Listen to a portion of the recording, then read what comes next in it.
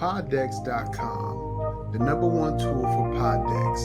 And with user code This is More Than Therapy with no spaces, podcast. you get 10% More Than off any Therapy. physical product at poddex.com. This is More Than Therapy.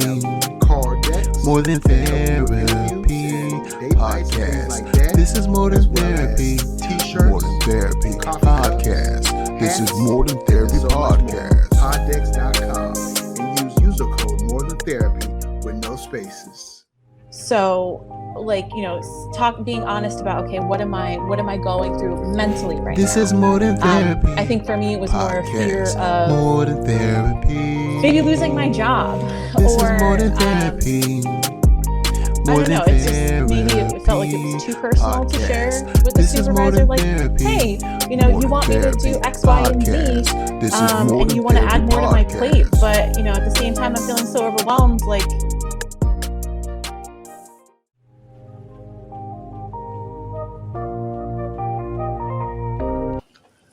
Hello, welcome to another episode of More Than Therapy. Today we talk with Gabby the Frequent Napper. Gabby's going to discuss with us regarding the journey from burnout to recovery. I myself have experienced burnout at maybe 2 or 3 times in my career of mental health, as well as my military career. And I'm glad that at times it was caught before it became too dangerous to myself or dangerous to others. And I think that people need to know the signs of burnout, address the burnout. And as clinicians, as therapists, as mental health professionals, I believe it's important to also get therapy. And a lot of therapists always back up off that. Oh, I don't want therapy. I don't want therapy.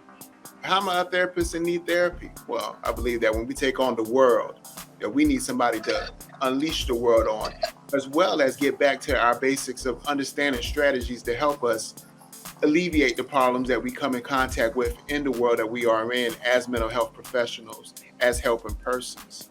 But this is not about my story. Today we're talking with Gabby, the Frequent Napper, about her journey from burnout to recovery.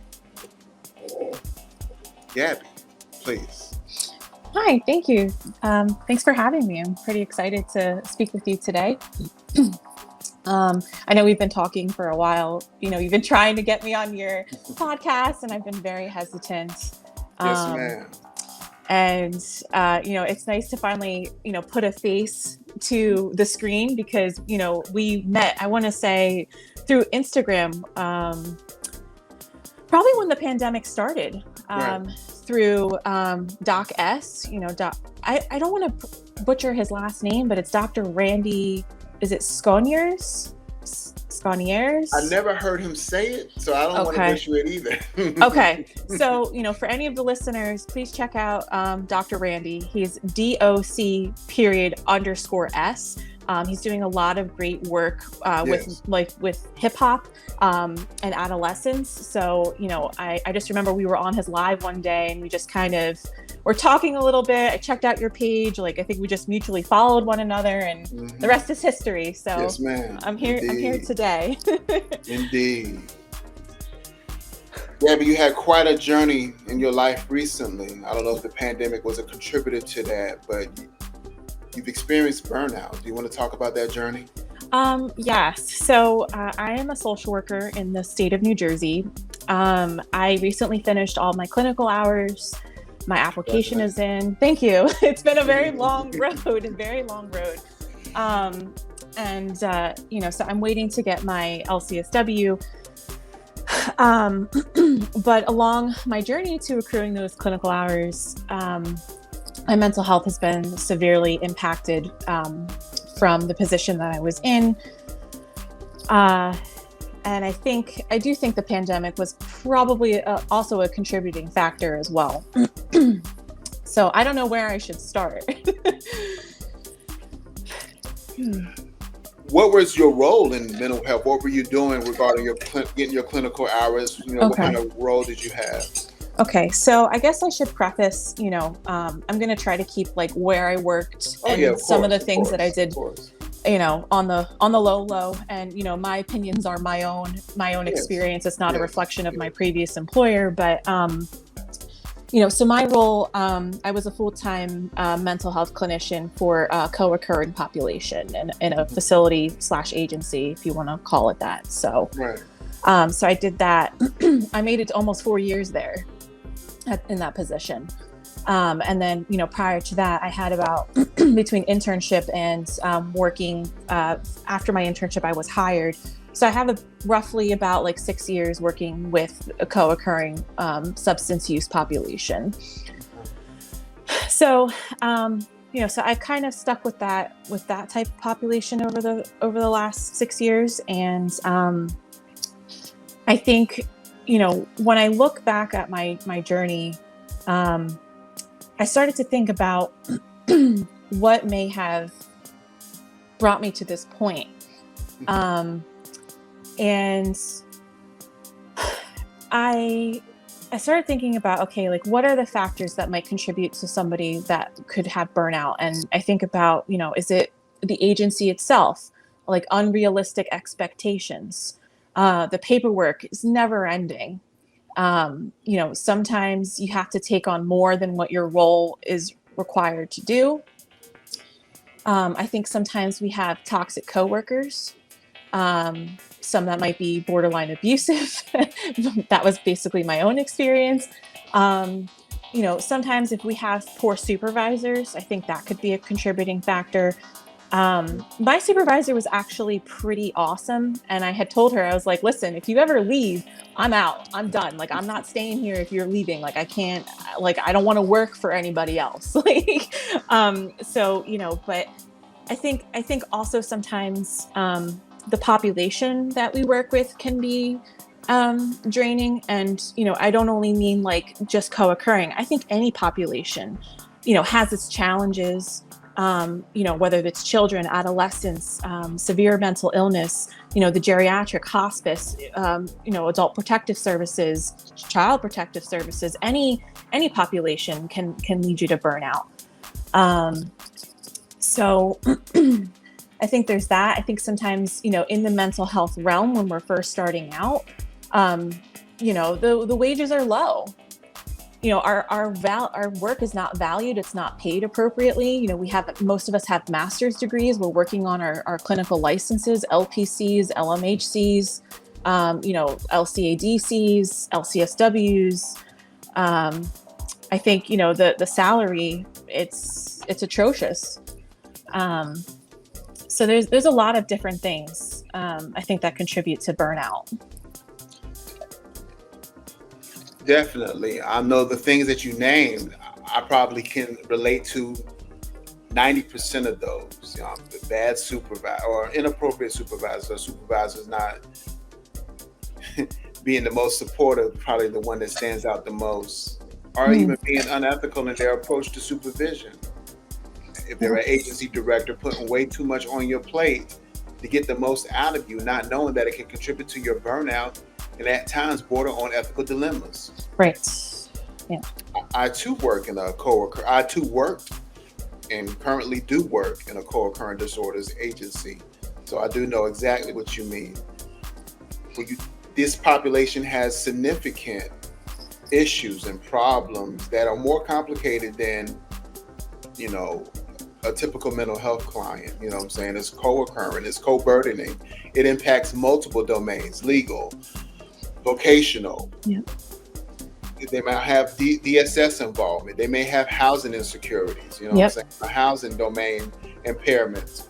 It's just, and you're trying to fix all the things as it relates to that person, because you can't really do any real work until their basic needs are met.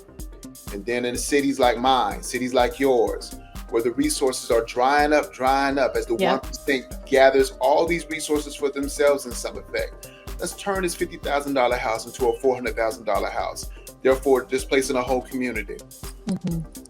Yes, it's definitely challenging. Like you said, all of the different domains, Maslow's hierarchy of needs, a lot of people come in, like you said, legal problems, mandated. I had a lot of mandated clients. And I think sometimes with mandated clients, that poses its own challenge. There's a lot of resistance and you have to spend a lot of time trying to build trust.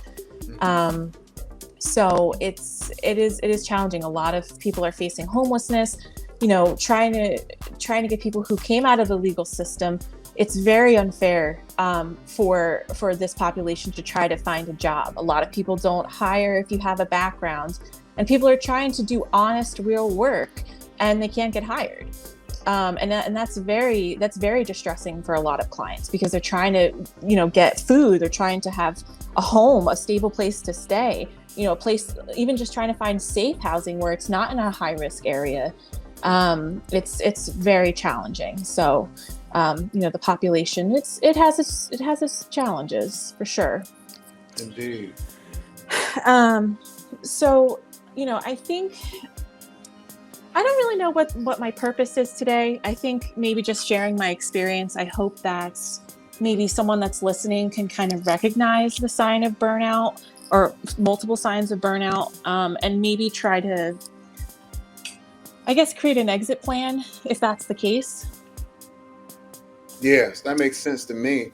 I believe that a podcast like this, a show like this allows opportunities for people to know that they're not alone, that there are other people like them, some people that are experiencing it, how they're getting through it, and how they might have made it to the other side, that point of recovery.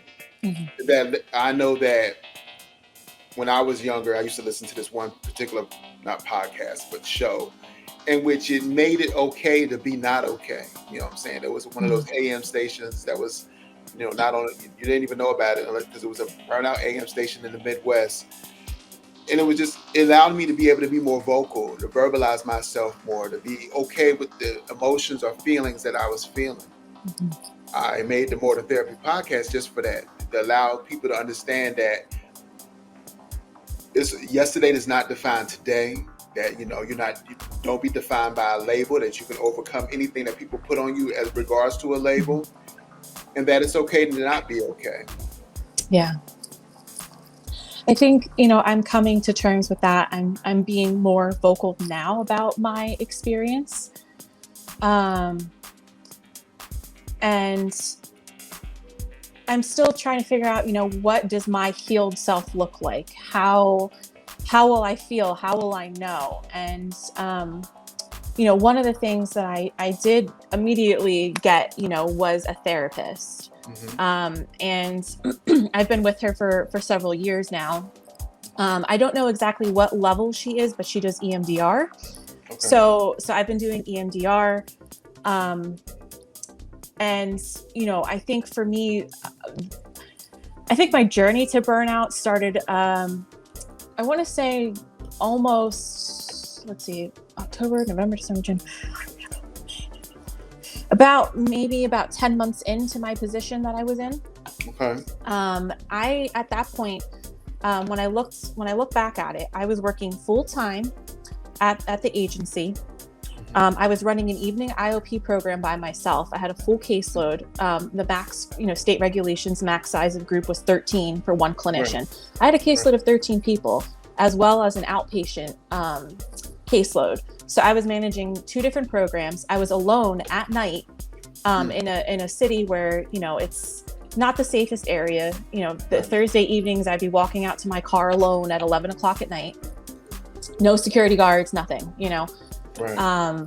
And so there was that. And then I was working part-time at private practice, trying to accrue more clinical hours, and also, right. A side hustle. And then I was still waitressing on Sundays at a restaurant. So I only had one day off, which was Fridays. And, at the time when I had started out, my salary was very low. So I couldn't pay all of my bills on just one salary. Right. And basically at that point, I felt like I was in crisis. I wasn't able to sit still. I wasn't sleeping well. I was almost having insomnia, constantly stressing. I remember at one point, I was crying every day on my way to work on the drive. My stomach would be in knots. I would have GI upset. And during that summer, I had my first panic attack ever. So, that was my first wave, I think, of heading towards burnout. And at that point, I did wind up talking to my doctor, and I started medication, just to try to help me cope. I was having thoughts about like wanting to die on my way to work, like wishing that I could just drive off a bridge, or like, I wish something like a truck would just smash into me, and that's not healthy. Like, that's a warning sign. Like, if you're having thoughts about wanting to die, crying on your way to work, nightmares, not able to sit still, unable to relax, like that's serious, So I think that was the first cue. I got on some medication. I'd like to normalize medication for practitioners and clinicians. Right. I think it can be an excellent tool while you're trying to get through what you're going through. And then eventually my partner, my boyfriend, we've been together for about 5 years. He said to me, he was like, Gabby, like, I don't know what to do to help you, but something has to change, because I can't have you like be like this. It's you're not who you were. And it's true. Like, I feel like through this journey of getting my clinical hours, I lost myself. So eventually I made the decision to leave the waitressing job. So I was like, okay, well, I need to have a plan of action, right? When we're starting to experience burnout, we need to figure out, okay, what changes can we make to try to make this better? Not everybody has the ability to just up and leave their job. I feel like with the pandemic, there's been a huge wave of people that are like, I'm quitting. That's it. Like, I don't give a shit, like, quit your job. Like, so like I see TikToks and Instagram posts, like, this is the sign to quit your job. It's like, okay, is that a reality for everybody? It's not. Right. So, that was like the first step. Okay. Like, how do I make my life more manageable? So I did that. And then eventually one of my coworkers wanted to swap to the evening hours, because she was moving way across the state, and the commute and stuff, it would be much better for her. And I was like, yes, like, okay, like, this is awesome. I actually get to have like daytime hours and not work late at night. And, it'll be 5 days a week instead of 4. But then I was able to shift my part-time position at the private practice to evening hours. So, fast forward a bit, I'm balancing that between the two jobs, but my days are incredibly long. I'm doing Monday and Wednesday evenings, sometimes Fridays, and I'm waking up, early. I had an hour commute each way to my job at that time.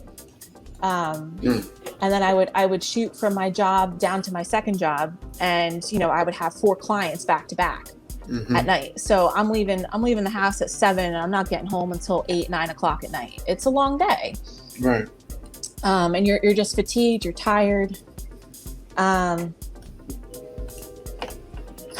So I was doing that for a long time. I had great retention with private practice clients. I enjoyed that work very, very much. But the fatigue was real from my day job. It's like, how present can you be if you're exhausted from the work that you're doing during the daytime? Right. It's like, stopping by, getting Dunkin' Donuts before I go to my second job, and, trying to be present and listen. I see comments and I hear stories about like clinicians falling asleep on their clients.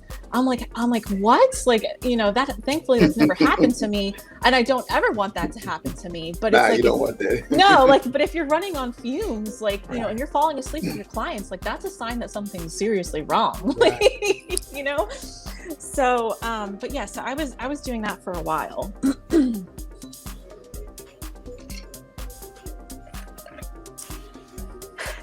I don't know. Do you have any questions for me? Fumes, yeah.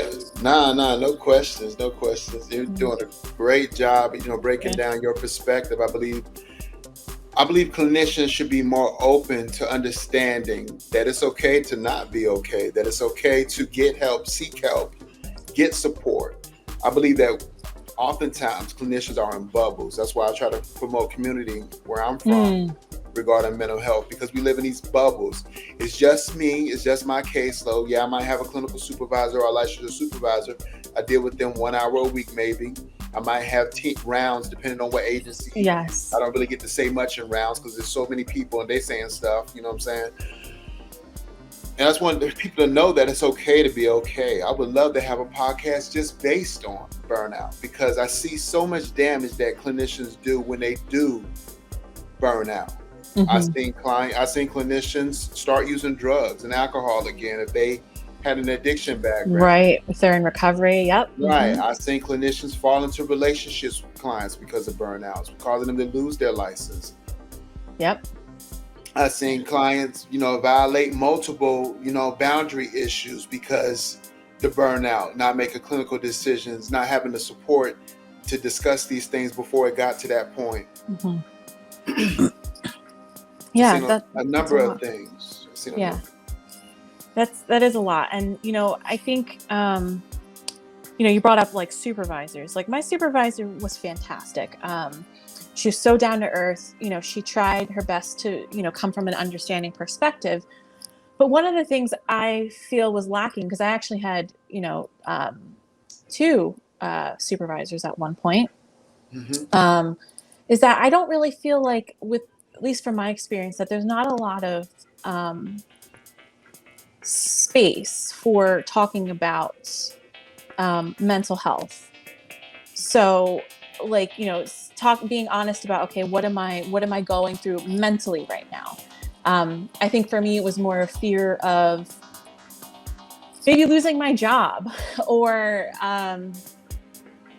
I don't know. It's just, maybe it felt like it was too personal to share with the supervisor. Like, hey, you want me to do X, Y, and Z, and you want to add more to my plate. But, at the same time, I'm feeling so overwhelmed, like I can't sleep, or I'm feeling, every day I come to work, I feel like I want to die. Like, I don't really feel like there's a space for that in supervision, at least from my experience. Right. To talk about what's really going on with us as the clinician. Like, I feel like supervision is mainly for, okay, like what's going on with your caseload, what modalities are you using, what are you working on with this client, how are they doing with, attendance, or whatever they're going through. Right. So I feel like maybe that's kind of lacking in supervision. What do you feel like your perspective is on that? I'm curious. I have a licensure supervisor as I'm pursuing the CSI.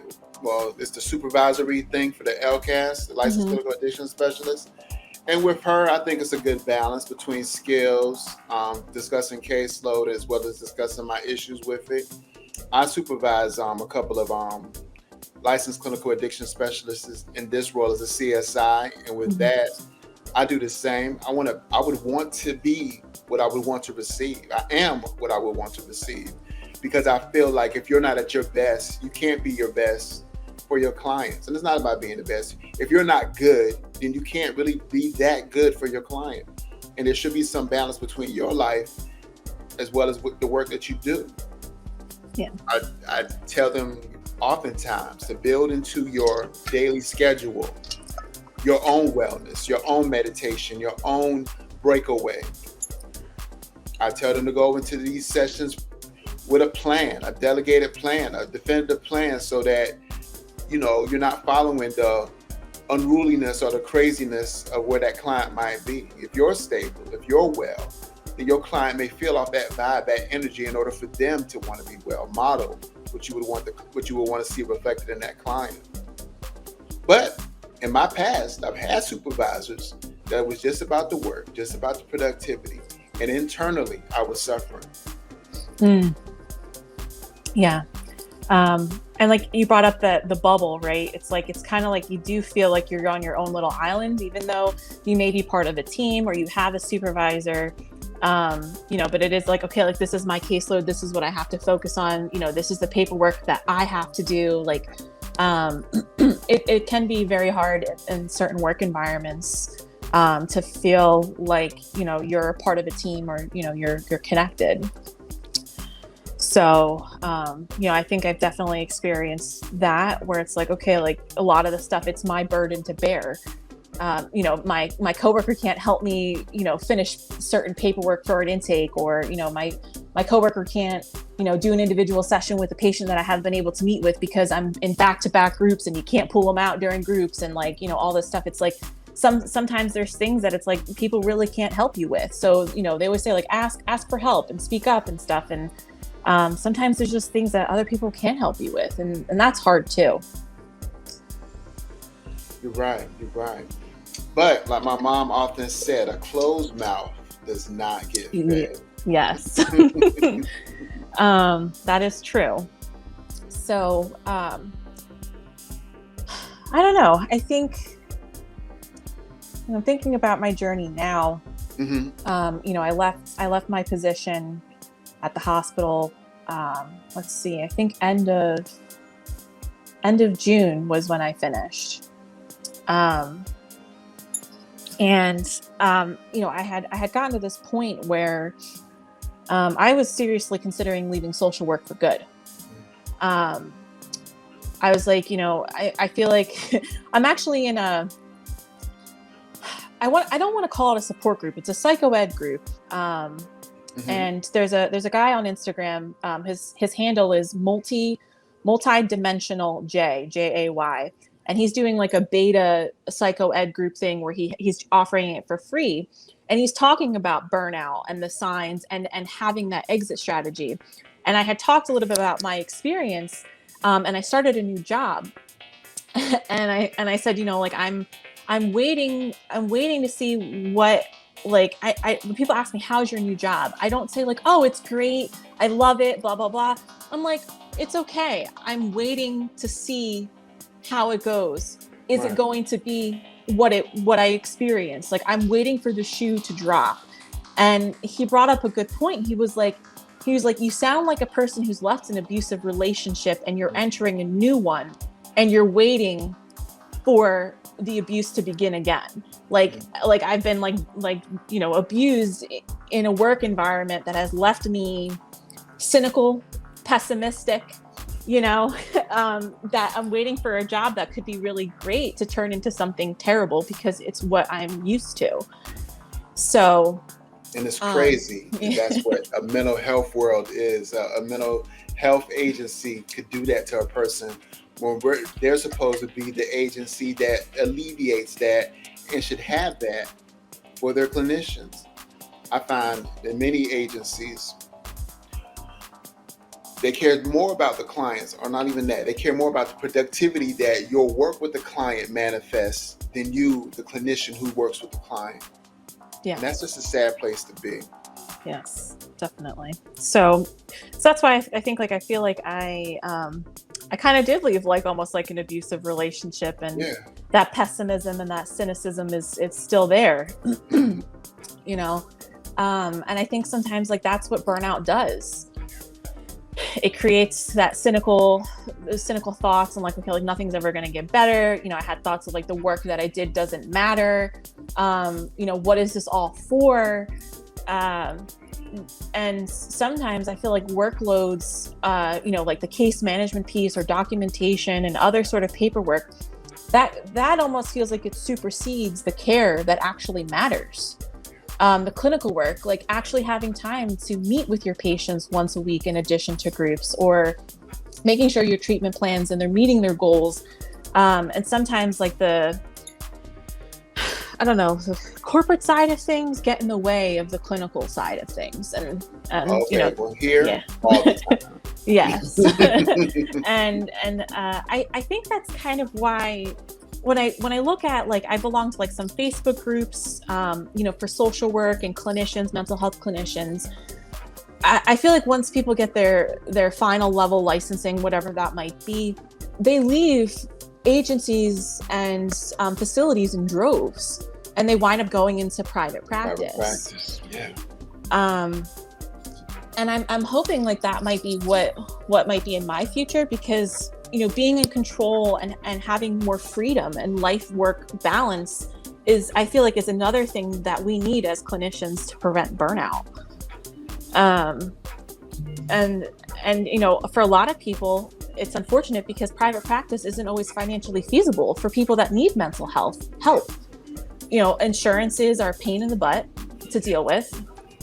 The reimbursement rate is sometimes laughable at best. But I just know, like, private practice, I think, is what a lot of clinicians' goal is, because it gives you freedom and it helps with burnout. Mm-hmm. And I just wish that facilities and agencies understood the amount of work that they put on clinicians' backs. Because I feel like facilities and agencies can be a lifeline for a lot of clients, because they actually take insurance, and there's grants. We did a lot of like charity care and grant funding and stuff for people that can't afford help. So it's great work that they're doing, but in terms of what's going on with clinicians, it's not always the best. Yeah. Almost as if we're expendable or, easily replaced. When you find, as I found, I've been in companies in which they had that mind state, oh, they're easily replaceable, we'll treat them like shit, and just deal with the clients, so they burn out, they quit, they get another replacement. But it seems like every replacement becomes less clinical and less clinical and less clinical. Mm-hmm. It's just starting to get really shoddy work as your place as an agency, because the people that you had that were unquestionably some of the best clinicians at their work, really focused Right. on the client, really gung-ho, you know what I'm saying? Then it got to a point where they no longer got the support they needed to be successful, and no longer that. They might make a little update on LinkedIn or Indeed or whatever. And so you get the sorrier quality of clinicians coming in. And then that becomes a reflection of what your agency is at that time from then on. Right. I have time you invested in that person, only to have to start over, and then maybe not giving that next cohort what you gave the previous cohort, because you're like, well, they're going to leave anyway. Yes. I have two friends of mine that are LCSWs, and they accrued their clinical hours in an extremely toxic agency. Like, I thought mine was hard. Their veteran, like, quote unquote, their veteran is 2 years. That's how bad the turnover rate was, where people made it a few months, maybe a year max, because the agency was absolutely toxic. The owner had no experience in mental health. It was a big money grab. The supervision, I think, came through family members that were licensed, but they're in it for their own gain, rather than trying to nurture these baby clinicians and help them flourish. So I've definitely heard horror stories of agencies that it's just a cash grab. And that was the one thing I liked about where I worked, is that it was, it wasn't always about that, but the productivity still mattered. Right. And sometimes it's very challenging. Indeed. So, where I am now, is I'm focusing on trying to take more time for self-care. My sleep is finally getting better. I was, at one point I was having nightmares, about my job multiple times a week. My boyfriend would hear me, I would be yelling in my sleep, having full on conversations, not just little mumbles, but he would hear me talking about work. I would have nightmares about it. So at this point, now that I've left that, the nightmares have subsided. I'm still in therapy now. And I'm working part-time, to try to just focus on me and to be able to relax. And I know not everybody has that same opportunity. Some people can't afford to work part-time. I have a little nest egg saved up, so I can get by for a couple months until I find another part-time job. But, I think with burnout, sometimes we have to look at, okay, how is this job making me feel? Mm-hmm. How is it impacting my life? And, is there a way that I can get out?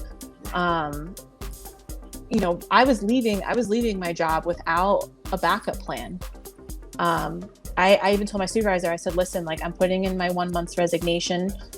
I don't have, the dream job. I don't have any backup plans. I'm just simply leaving. I told her, I was like, I'm basically, I'm going to see about getting a waitressing job because I've done that since I was 16 years old. I was like, I might just start taking tables again. Right. I was like, maybe I'll apply to Costco. I will do anything else outside of the realm of social work. But then I did go on an interview and I got the position, and I thought, well, this is a chance for a different population, a step back from the clinical role. It's more case management. And it's a foot in the door in another great hospital. So, I was just ready to say, okay, like I'm done with social work for good.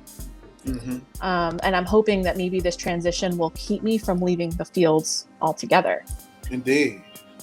And as you said, once that full license comes into effect, looking at some private practice options.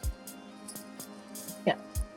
Especially during this world, the pandemic has opened up so many more doors because now we can virtually be 100% telehealth, and yeah.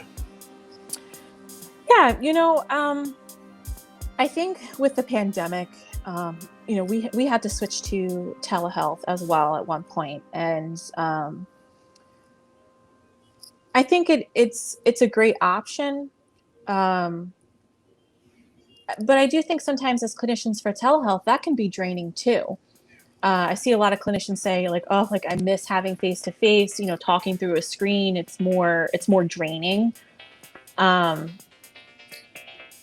I think as a whole, the world is just, it's going through a lot of turmoil. Yeah. There's isolation, loneliness, we have grief, death and dying, loss from COVID. We've lost over 500,000 Americans to this disease or virus, I guess. And, we've had shifts in our work environment where you're working from home, you're trying to balance having children and the kids are learning from home, and, hanging out with your family could be the difference between getting COVID and not getting COVID. Like, I don't know, the world is a very, it's very different than what it was 2 years ago. Yes, definitely. So, it definitely changed my world. Ugh. Yeah. Yeah, definite increase in mental health. Like we see a lot of people coming in with depression and anxiety, adjustment disorders. Right. Even in co-occurring, the rates of overdose and substance use has absolutely skyrocketed. And I think it's due to a lot of stress. People losing their jobs, just adjusting to working from home. Like there's a lot of different contributing factors to that, and it's just a lot. So from your perspective, from your walk, from your information as from a clinical background, what would you advise somebody to do to avoid burnout or get out of burnout? What would be some key things you think? I guess my number one thing would be get a therapist. Bam. Number one, get a therapist. Don't be afraid as a therapist to get a therapist. We have to keep our brains, good, like in order for us to help others. Right. Like they say, like when the oxygen mask comes down and the plane's going down, you got to put your mask on first before you can help others. You're no good if you're all, what's the word? Like you're spent, you can't pour from an empty cup, that old expression. So, getting yourself a therapist. If you need medications, explore it. Don't be afraid of it. I think for me, medications is a great tool in helping keep my anxiety in check. I think also, seeing if you can try to have a discussion with your supervisor to try to alleviate some things. For me, unfortunately, it didn't really seem like an option.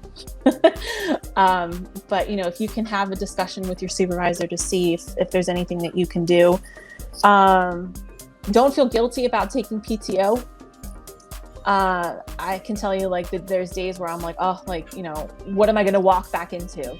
When you take off a week and it's like, it's almost more stress to leave and take time off and come back than it is to just stay. Yeah. But, Or So, at that mountain of paperwork you got to come back to. Right. Or like, the chaos that you missed during the week, and they're like, oh, like this happened with your client and this happened and this happened. These are all the things that you need to now triage now that you're back at work. Right. Don't be afraid to take PTO. And I think, trying to carve out time for self-care. I know we talk about that with clients a lot. Like, well, what are you doing for self-care, and where's your me time? And I think that was one of my things, is like at one point when I was balancing 3 jobs, like I didn't have time for self-care. The one day that I had off, I was, sleeping in, trying to get errands done on that day.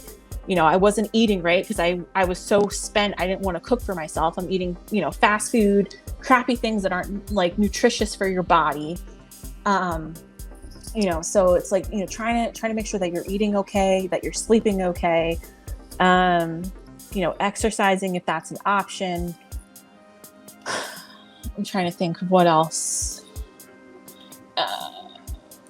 And I think for me, I was definitely fearful of leaving my job. There was actually some feelings of guilt about leaving my job.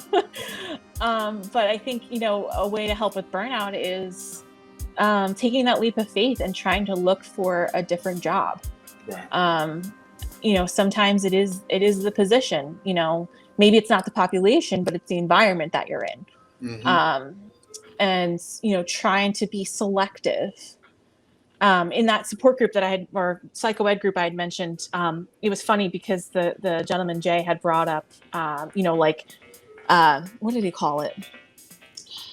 Almost like job bombing, where you are basically just clicking on anything on Indeed. You're just blasting away, just applying at anything at all. You don't even care what the requirements are to get the job. You just want out. Right. But I think taking time to be selective for the job, like a new job, is important. I know that there might be feelings of desperation, like I need to get out of here. I need to get out. Like I can't take this anymore. But it's okay to take your time and say, okay, you know what? I'll apply to these 2 jobs. And if I don't get it, okay, I'll check next month and I'll try to apply for a new position, something that actually fits you, because the grass isn't always greener. There's something to consider, but creating an exit strategy, I think too, is a way to help alleviate burnout, and preventing burnout. Is like, okay, like if this job is not good for me, it's okay to leave. Right. Yeah. So I think these are some of the things that I think can help with burnout. Yes, I believe so too. Any final words for the listening audience, or for yourself? Or not final, any words as we leave this venture of this episode of More Than Therapy, focused on the journey from burnout to recovery? I would say if this podcast resonated with you, and you recognize, hey, I'm heading towards burnout, it's okay to ask for help. And like you said before, it's okay to not be okay. And it's okay to look for a different job. Yeah. It's okay. I know that you might be afraid. Maybe you feel like, okay, what's going to happen with my clinical hours? Or, what if this job's not going to be able to give me the same accommodations that this job is? You won't know until you take that leap of faith. And, if you're feeling that way, it's okay to leave. Got to do what's best for you. Gabby, I have a feeling that some people are going to want to reach out to you regarding your journey. Is there any social media or anything you would like to give them so that they can contact you or get in contact with you or connect with you? Sure. So if anybody's listening and they just want to hear more about my experience, you can find me on Instagram. So my handle is Frequent Napper, all one word. So just, how you spell it, FREQUENT Napper, NAPPER. So my page is public. If you want to DM me, you can. I will do my best to get back to you. Indeed. Thank you, Gabby, for coming on the More Than Therapy podcast. You've been a wonderful guest, and thank you for sharing your perspective. Thank you for having me. It was great to talk with you. Yes, and I believe that these type of conversations normalize not being okay, and letting them know that it's okay to not be okay. To everyone, be well, be great. Ubuntu.